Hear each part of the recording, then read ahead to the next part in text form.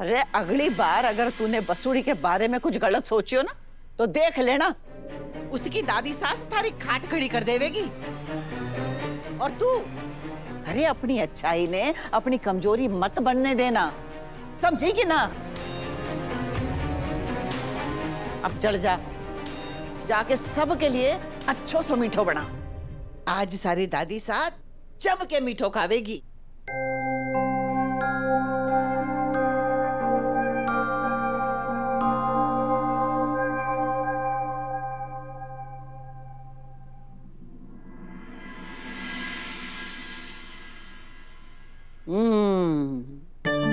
बसूड़ी के हाथ को अचारो होवे जकीर, भाई स्वाद तो गजब को होवे।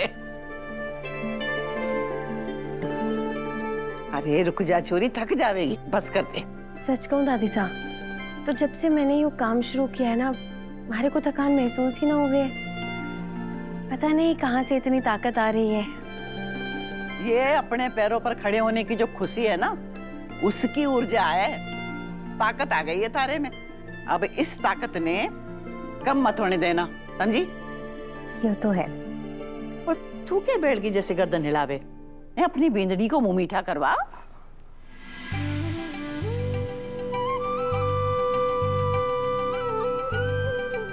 अरे खा।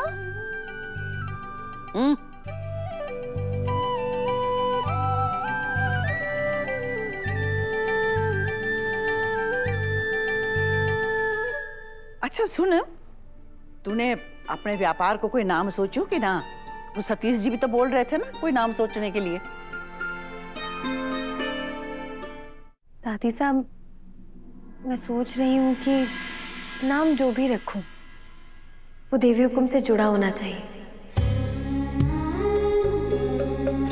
क्योंकि आज मैं जहां भी हूँ, उन्हीं की वजह से तो हूँ। और आप तो जानती हैं देवी हुक्म ने किस तरह हमें संभाला है। पता है, बाबू साहब जब भी छुट्टी में मोगरे आया करते थे ना, तो इतना बड़ा बैग भर के लाते थे। देवी हुक्म हम सबके लिए बहुत सारे तोहफे भिजवाती थी, खिलौने भिजवाती थी, मिठाइयाँ, किताबें। हमारा तो पूरा घर भर जाता था। और उन्हें तब तक तो हमारा सिर्फ नाम ही पता था, कभी मिली भी ना थी हमारे से। फिर भी हर बार हमारी पसंद की मिठाई भेजा करती थी, कभी नहीं भूलती थी। उन्होंने हमारे गांव में स्कूल बनवाया। मैं ज्यादा पढ़ी लिखी तो ना हूँ, लेकिन हमारे को इतना जरूर पता है, देवी हुक्म के स्कूल की वजह से हमारा गांव बहुत आगे बढ़ गया। मैंने बचपन से लेकर आज तक बस एक ही सपना देखा, हमारी देवी हुक्म की सेवा करने का। और भगवान ने हमारे को वो मौका भी दिया। आज मैं जो कुछ भी हूँ, देवी हुक्म के आशीर्वाद की वजह से ही हूँ। गांव की अनपढ़ अल्लड़ लड़की को देवी हुक्म ने अपनी कंपनी का ब्रांड एम्बेसडर बना दिया। न जाने कितनी बार उन्होंने हमारी गलतियां माफ की, हमारे को दूसरा मौका दिया। आज अगर मैं अपना कुछ शुरू कर पा रही हूँ, तो इसमें देवी हुक्म का ही आशीर्वाद है। इसलिए मैं जीवन में जो भी करूंगी, हरी देवी हुक्म की छत्र छाया में रहकर ही करूंगी। बस एहसान फरामोश कहीं की। थारे साथ थारी हर लड़ाई में खड़ी रहूं मैं, थारे को थारे पैरों पे खड़ा करने का बीड़ा उठाऊं मैं, थारे को इस घर में बहू का दर्जा दिलाने के लिए सबसे बुरी बनूं मैं। और तू उस चंद्रिका के पैर पूजने में लगी हुई है। देख छोरी, अगर थारे को अपने व्यापार का नाम रखना है ना, तो हमारे नाम पे रखना पड़ेगा, बस कह दियो मैंने। दादी साहब, आपकी अपनी जगह है और मासा की अपनी जगह है। हमारे को चिकनी चुपड़ी बात में फंसाने की जरूरत ना है। और तू, अगर थारे को हमारे नाम पे कोई नाम ना रखना, कोई बात ना, तू उस शकुनी सारिका के नाम पे रख ले।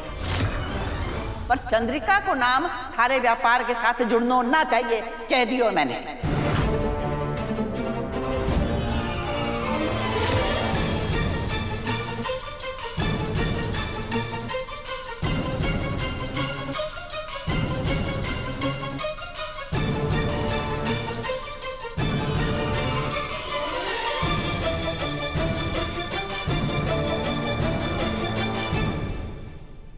चंदा, नहीं सा, आप हमें शांत रहने के लिए मत कहिएगा।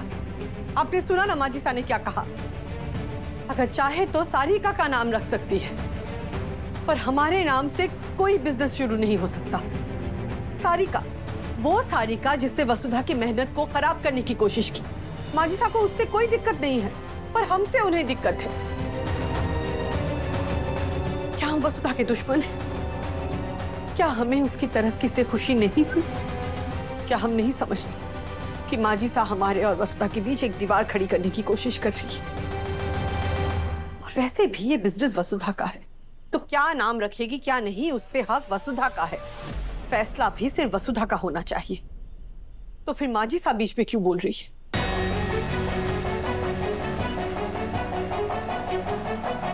हे माता रानी, ये नाम इस घर में कौन सा नया तूफान लेकर आएगा? माँ साहब, मैं ऑफिस के लिए निकल रहा हूँ। आज एक बहुत इंपॉर्टेंट क्लाइंट मीटिंग है। बहुत तुम्हारे साथ बेटा। माँ साहब नाश्ता करके आइएगा, तब तक मैं सब सेट करता हूँ। बैठिए।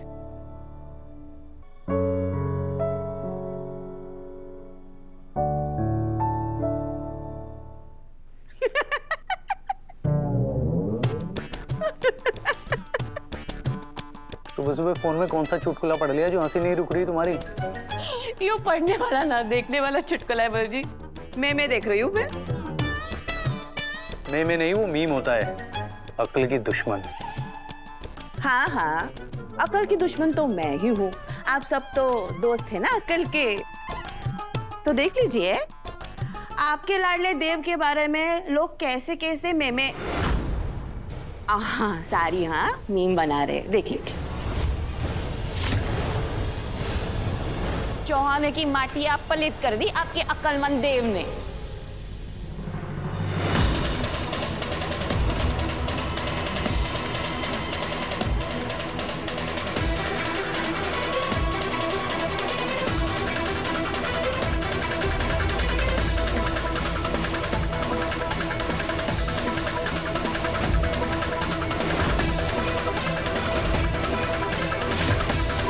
किसने किया ये बेहुदा मजाक?